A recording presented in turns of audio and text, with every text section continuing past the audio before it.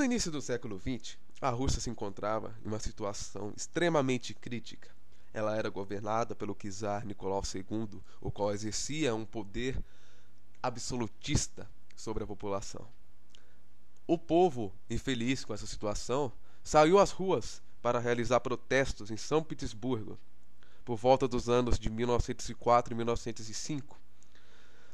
Esses protestos, no entanto, foram reprimidos violentamente pela Guarda Imperial.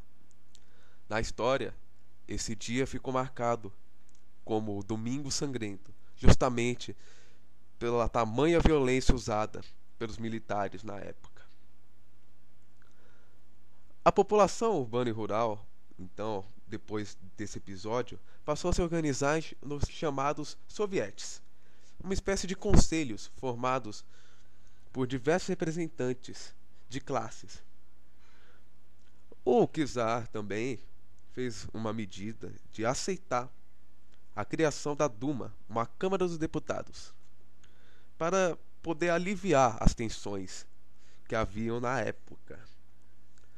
Além disso, também foram formados 4 partidos distintos para que houvessem as eleições de deputados.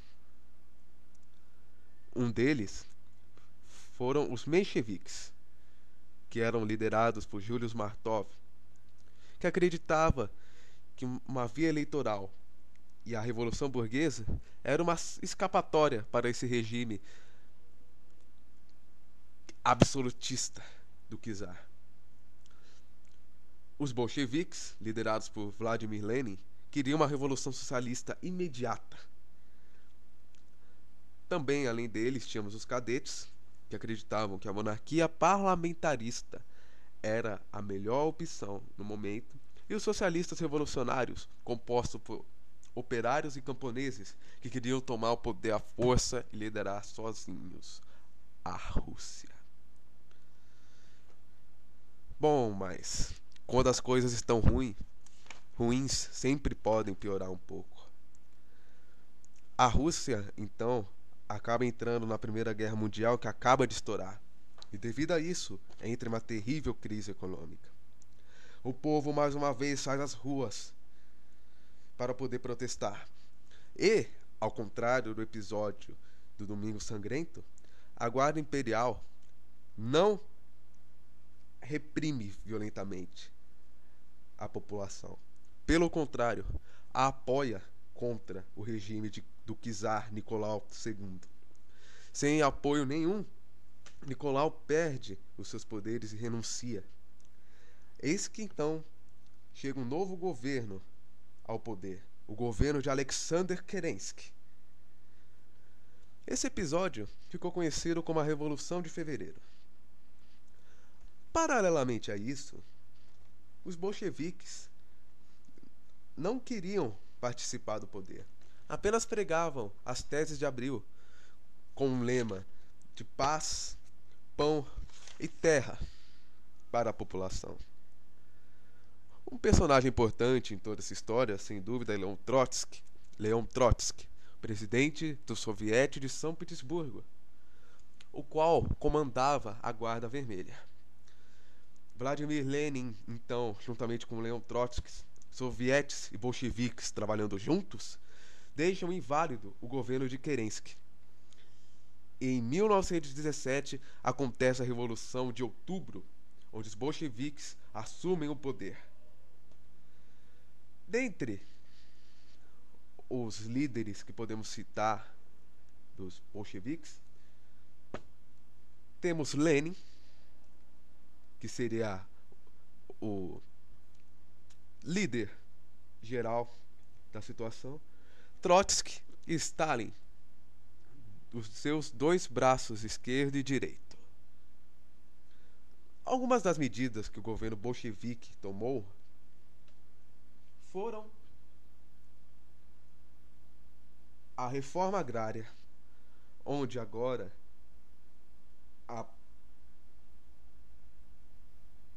as terras da população não pertenciam mais a cada um, mas sim todas elas pertenciam ao Estado.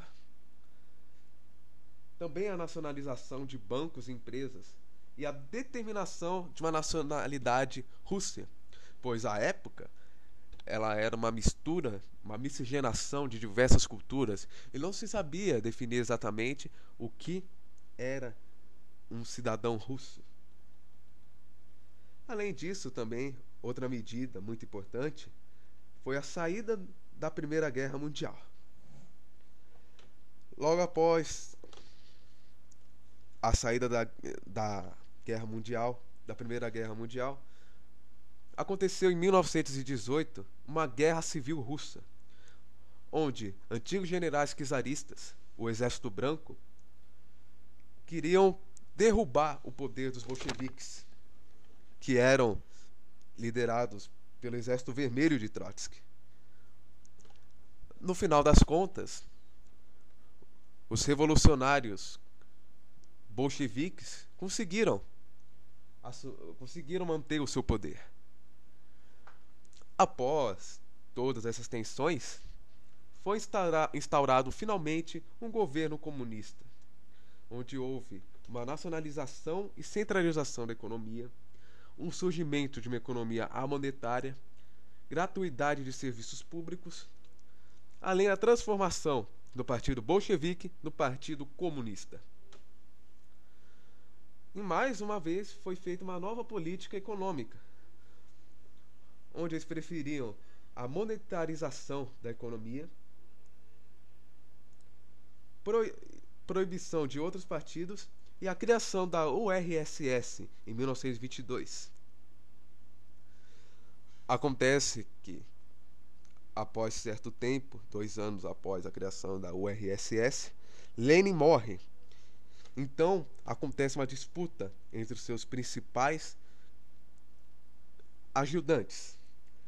Trotsky acreditava que uma revolução permanente que se espalhasse por todo o mundo seria uma melhor opção para o governo comunista, enquanto Stalin, por outro lado, acredita que primeiro deve ser feita uma consolidação interna na Rússia para depois espalhar para todos os países do mundo.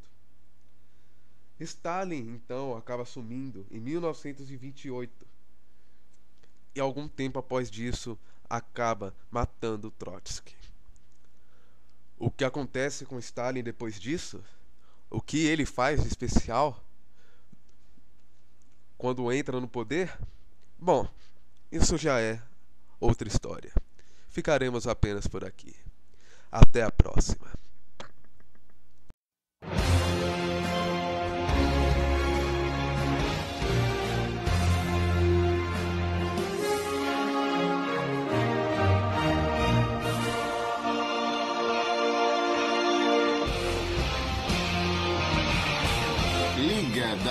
Delícia!